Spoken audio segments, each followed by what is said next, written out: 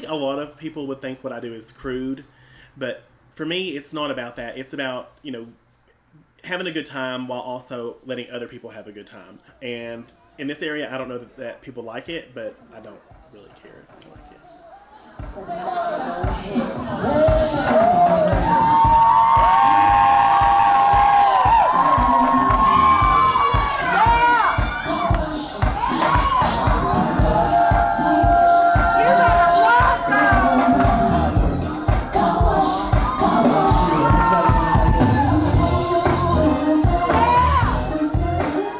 My name's Jacob Bessick. I'm 25 years old.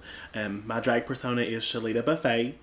She's large and in charge, and she's a lot of fun to be around. Shelita, she really is a personification of me. I'm very social. I like to be out in the crowd. I like to talk to people. But Shelita can kind of get away with things that I couldn't get away with on an everyday basis. She doesn't care to go up and say whatever she wants to somebody. She doesn't care to just go balls to the wall and go for it.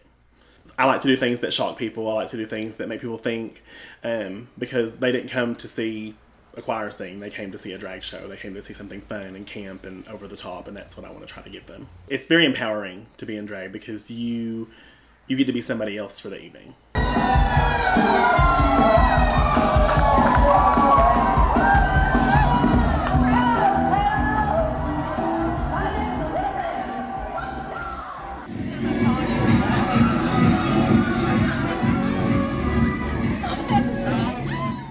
To be a drag queen, you really have to have that attitude of, I don't care what other people think about me. Because if you're holding on to that and you're thinking, oh God, what are these people going to think about me? Then you can never really get out and perform and, do well. I think people think a lot of times that drag is just men in a dress, or men in makeup. And there's so much more to it than that. To me, makeup is an art. Drag is an art. It's definitely a sense of release because it's almost like you're somebody else that day. Sometimes I feel like I have multiple personality disorder, but I always have this joke. I say Shelita is like my bitchy wife that takes all my money and leaves me without anything, which is kind of true. But it is what it is. But I live for it. It's definitely my moment when I'm on the stage. My makeup routine takes about an hour and a half to just do makeup. So it's a lot of work, and it's not what a lot of people would think. You're not just putting on a girl's makeup and going out. You have to redraw a woman's face on a man's face. So there's a lot more contouring and a lot more artistic skill that goes into that than just putting on some mascara and foundation. Not as exciting as people probably think I am. Just pretty boring. Just work. Come home, watch TV, get on the internet. But, of course, drag days are much more exciting, and, you have a lot of preparation, especially if you're in a new venue, you don't know the people, you don't know how people are going to react, and there's a lot to those days. So those days are always fun.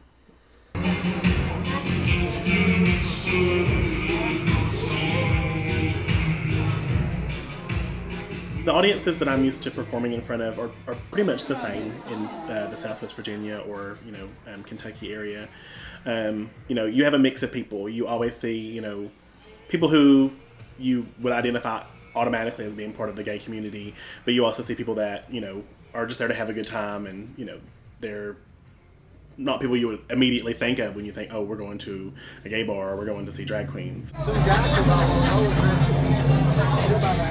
I really enjoyed working at Summit City. The crowd was really energetic. I think they had a lot of fun, especially after they had a few drinks in them. So it was a really good crowd. It was better than I expected. I really expected, a much smaller crowd. I expected maybe some, people with questionable looks on their face. But, I just went and I had a good time, and I think everybody there had a good time. I mean, there's always going to be that group of people that doesn't want to see us, that doesn't want us here, and that's never going to change. And that's fine. They're entitled to their opinion. Just don't try to stop people. That's the only thing I have an issue with, is if you don't like what we do, great. That's your prerogative. You don't have to come to the show. When people are alone, they're much more accepting of you than when they're in crowds.